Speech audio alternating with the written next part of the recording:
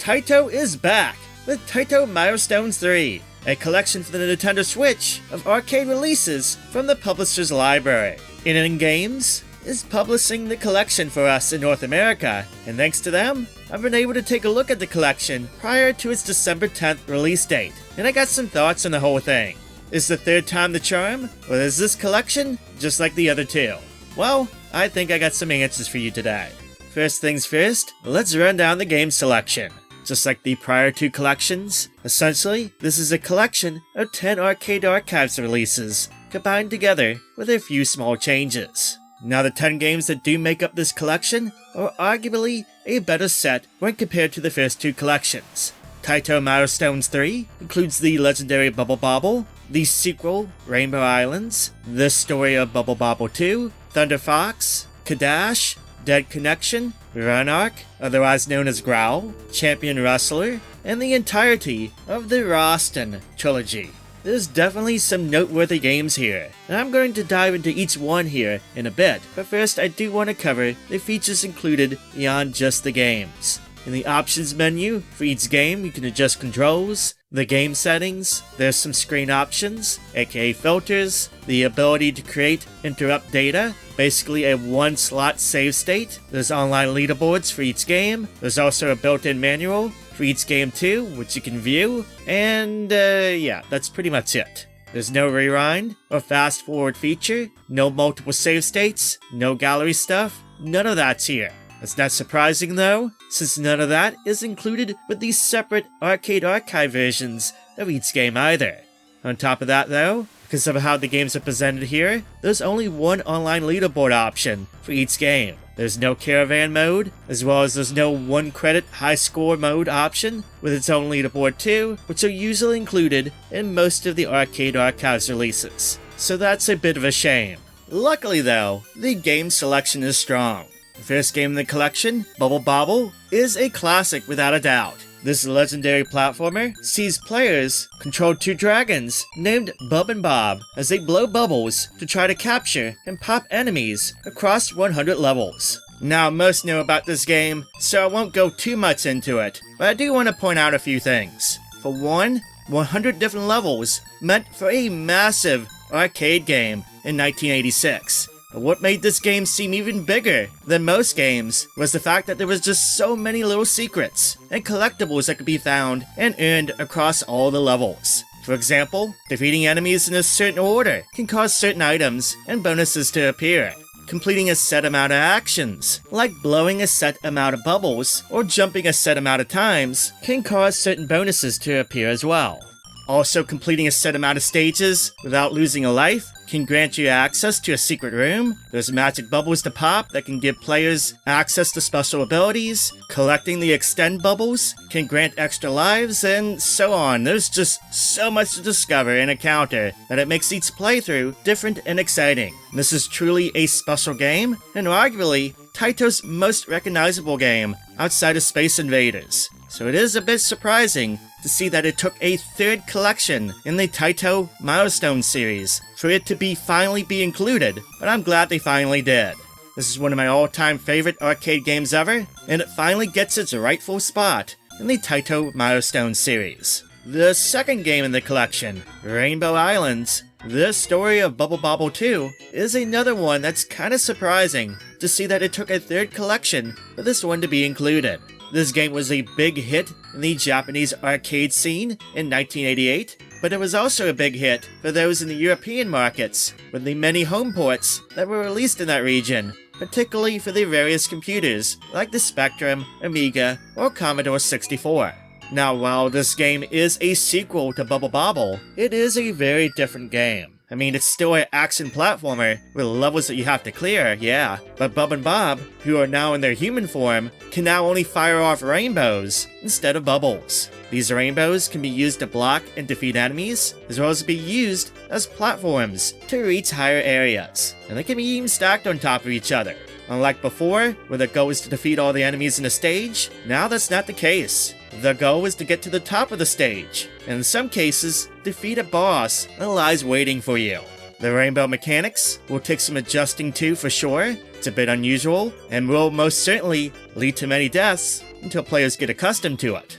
Beyond the rainbows, there's still tons of bonuses, and foods to collect, and secrets to find. This is a good platformer, a noteworthy one for sure, and one that's definitely worth including in the collection. The third game in the collection, Thunder Fox, is a run-and-gun game where players take control of one or two agents, called Thunder and Fox, to fight back against terrorism.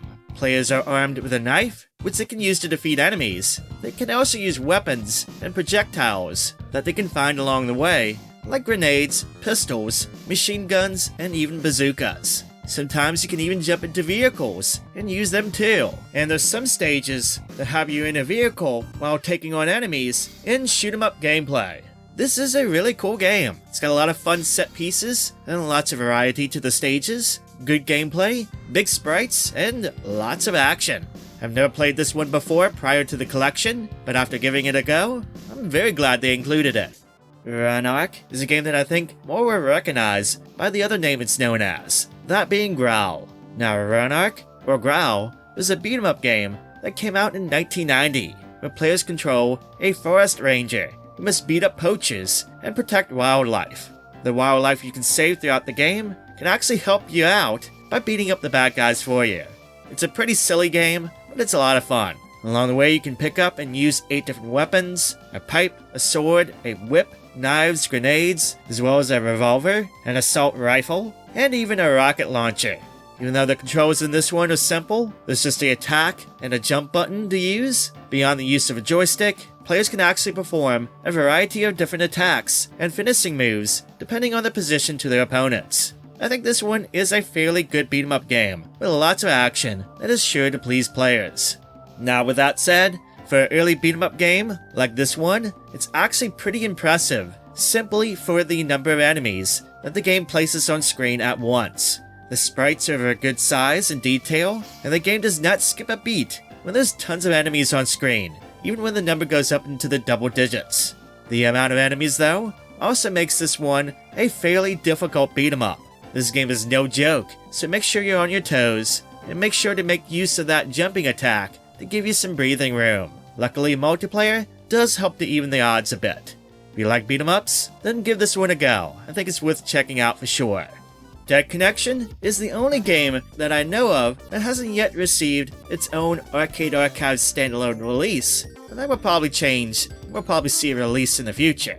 That said, I never played this game, or even heard about this game before, until I played it into this collection. But holy cow, this one is a lot of fun, as well as a pretty unique game. You choose a detective, and you fight back against a major crime family to bring them to justice. How do you do this? Well, apparently, everyone must die. The single stages will have you in wild shootouts against scores of enemies, and you must kill a certain amount in order to advance to the next stage. You'll need to dodge, climb, hide behind cover, as well as collect weapons for temporary power-ups and items for bonus points. There's lots of nooks and crannies in each stage that players as well as enemies can use, and lots of the environments are destructible. This is a pretty unique game. I've never seen anything or played anything like this as an arcade game before, but like I said before, it's a lot of fun. I was having a total blast while playing this game. If you like shooters or shoot-'em-ups, then I think you'll like this one in the collection. The one game in the collection that I thought for sure was going to be a dud, or less than thrilling, when I scrolled the initial list for this collection, was the game Champion Wrestler.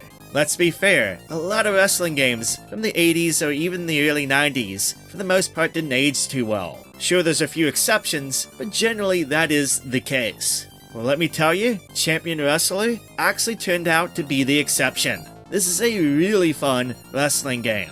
There's 8 different wrestlers to choose from, like the Masked Wrestler, Black Machine, or the Giant, Matterhorn Decker, who is seemingly inspired by Andre the Giant, or Miracle Rastan. Yes, the Rastan from the famous Taito series that we'll talk about here in a bit. After you choose a wrestler, you need to proceed to punch, kick, slam, and beat the snot out of your opponent so you can pin his shoulders to the mat or make him submit. Now, there's a few noteworthy things about this game. For one, it's actually a pretty fast wrestling game. It's not as slow as some other wrestling games from that time period. And 2, there's actually a lot of variety to the moves. There's various submissions, headbutts, slams, you have the ability to run at your opponent and do attacks, can even send them to the ropes, can even dive to the outside and off the top rope, or even use a steel chair or other weapons to bash your opponent's brains in. Sure, that's all standard stuff these days for wrestling games, but back then, it was not common to see that in 1989. It's actually pretty amazing that they were able to pull this off with just 2 action buttons, and it's all very intuitive. Finally, the other thing that's noteworthy about this game is the match variety. There's standard one-on-one matches and tag team matches. You also find yourself in cage matches as you play, as well as matches that involve a manager. And yes, they will help the wrestler win by cheating. That even includes throwing a steel pipe to get the advantage. That is if they don't bumble it, and you pick it up and use it instead. All is fair in love and wrestling. Just make sure to drop the weapon before you get disqualified by the ref's count. All in all, this was a really surprising game, and one that I'm sure will surprise others when they get to play this one in the collection. It's one I'll definitely revisit and play a lot of for sure. Cadash is an action platformer with some very light RPG and adventure elements. In fact, the RPG and adventure elements are pretty simple and basic in this one. As players defeat enemies, they will earn EXP that will level up their characters to make them stronger, but players won't need to adjust stats or anything like that. Items like herbs for healing and antidotes for poison will automatically get consumed when they're needed without any player input. Players can also obtain weapons and armor to make their character stronger, and these automatically equip with no need of input from the player as well. It's pretty much extremely simple and straightforward. Heck, even the story progression is simple. You get to talk to NPC in certain areas, but none of what they say bears any impact in terms of the gameplay or story. In fact, you can easily ignore most of them. For example, there's no need to talk to the lady about the tale of the mermaid in the caverns. The game will still progress the same way when you rescue the mermaid, whether you talk to the lady or not. Now, even though the RPG and adventure elements are very simple in this one, don't think for a single second Cadash isn't worth playing. It's actually a pretty fun game, and it has some good stuff going for it. The sprites are huge and colorful, there's different paths you can take, there's lots of secrets to find, there's plenty of interesting bosses to face, as well as 4 different characters to play as. Players can choose from the fighter, a mage, a priestess, or even a ninja. And yes, one of those is not like the others, but they are all different in their own way. They have different ways to attack, and they have different advantages and disadvantages. The fighter itself has a fairly straightforward attack, and it can't use magic, but they do have high defense and high agility. The mage is pretty poor with its physical attacks, and it has a low defense, but their magic is the best in the game, and you get access to some pretty powerful attacks as they level up. The priestess has plenty of defense spells, it can heal and negate damage, making it an easy choice for beginners. And finally, the ninja is the master of ranged combat. They can attack enemies as soon as they appear from a distance. Anyway though, for my playtime with this one, I've had a blast so far. I've had fun with the home ports in the past, for the Sega Genesis and the TurboGrafx. The arcade version just might be the best one yet. And of course, like the other versions, it's highly replayable. I think players will have a good time with this one in the collection as well. The final 3 games in the collection make up the Rastan Saga trilogy. Bobble, Rainbow Islands, Cadash are all games I feel most players will have heard of before, but the same can be said for Rastan Saga, one of the most popular games Taito ever made. The game seemingly inspired by the Conan the Barbarian books, comics, and movies. It has players controlling a similar looking hero as he hacks and slashes his way through monsters, demons, and other foes. Along the way, players can earn power-up weapons, including the very cool Flame Sword, to easily dispatch enemies, as well as bosses. The game has an awesome soundtrack that has big sprites and lots of good action. It's a really cool arcade game that sadly I'm not that good at personally, but maybe this collection will finally encourage me to put in the work to get better at it. It is a difficult game, it will kick your butt for sure, but don't let that turn you off. Stick with it, it's worth playing. If I had to pick the game that was the weakest link in the collection, my vote would probably go to Rastan 2. To be honest, it's just not a good sequel to the first game. Yes, the sprites are bigger, and they are more detailed, and there is still a nice soundtrack to this one, The stages are far more linear now, with much less depth, and Rastan just moves so stiffly compared to before. He's just much less mobile, and the platforming in this one is frustrating. There's plenty of sections designed to limit the mobility even further that will force a player to lose lives in quick succession as Rastan gets killed because his big dumb sprite doesn't have enough headroom. That said, frustrating as this game can be at times, I wouldn't just go out of my way to say this is a bad game. There is some good stuff here. The power-ups players can earn are more plentiful, and they can be fun to use. And when the action doesn't involve dumb designed platforming, then Rastan 2 can be fun for what it is, even if it's a bit simplified and toned down in the first game. It's still worth checking out and including in this collection, if only for players to fully experience the Rastan trilogy from start to finish. The third game, Warrior Blade, Rastan Saga Episode 3, reverses things in quick order, and this is a really cool game. Instead of being a hack and slash action platformer, this one is a beat 'em up that actually used 2 screens back in the day. Yes, this was in a multi-screen cabinet, and this actually makes it 3 for 3 in terms of a multi-screen arcade game being included in a Taito Milestones collection. The Ninja Warriors was included in the first collection, and Darius 2 was included in the second one.